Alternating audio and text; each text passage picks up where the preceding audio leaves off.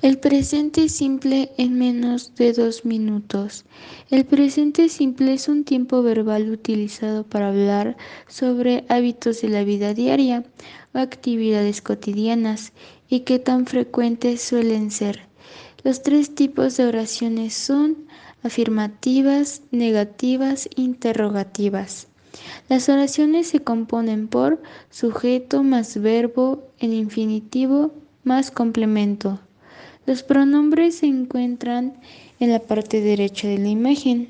Nota: si el pronombre es I, she o it, el verbo siempre lleva S. Al final, ejemplo: I read a book, she reads a book. Las oraciones negativas por el sujeto más auxiliar más verbo más complemento. Ejemplo: I don't play, don't go. Nota: el auxiliar es doens para I, she, it y don't para los demás. Y finalmente, las interrogativas que se componen por auxiliar más sujeto más verbo más complemento. Ejemplos: do you smoke? Do she wake up? El auxiliar do se utiliza en primera persona y el do es en la segunda persona. El pasado simple en menos de 2 minutos. El pasado simple es un tiempo verbal que se utiliza para hablar sobre acciones ya cometidas, dando así indicios de que algo sucedió. Los 3 tipos de oraciones son afirmativas, negativas, interrogativas. Aquí los pronombres se encuentran en la parte derecha de la imagen. Las oraciones afirmativas se estructuran por sujeto más verbo en pasado más complemento. Ejemplo: I book candies.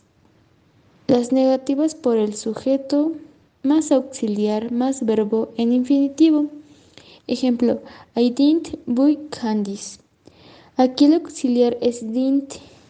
Y finalmente, las interrogativas se componen por el auxiliar más sujeto más verbo en infinitivo. Ejemplo: did I buy candies. El auxiliar es did.